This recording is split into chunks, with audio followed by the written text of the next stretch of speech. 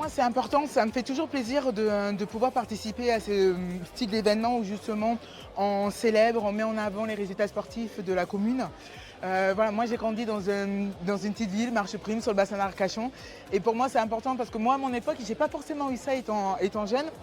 Et je trouve ça bien parce que ça donne de l'espoir, ça montre, ça permet de célébrer les victoires pour, pourquoi pas, leur donner envie de se lancer dans le sport de haut niveau pour la jeune génération. Ça permet de mettre aussi en avant les personnes âgées qui font toujours du sport.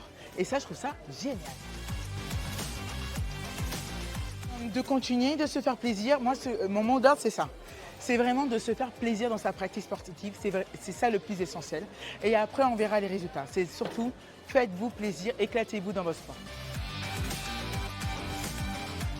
C'était mon ancrage, le fait de garder pied sur terre, en fait. Ça a toujours été important, même quand je suis montée à Paris, dans la capitale, pour faire commencer le sport de haut niveau. C'était important que je revienne, que je garde toujours ce contact avec ma ville, avec le bassin, avec la forêt, la nature. Voilà, pour moi, c'était essentiel.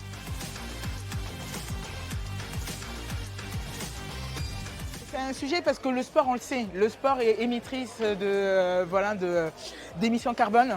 Pour aller à une compétition, c'est toute une population qui se déplace pour suivre l'événement, même le streaming et tout, c'est quand même une empreinte carbone assez lourde.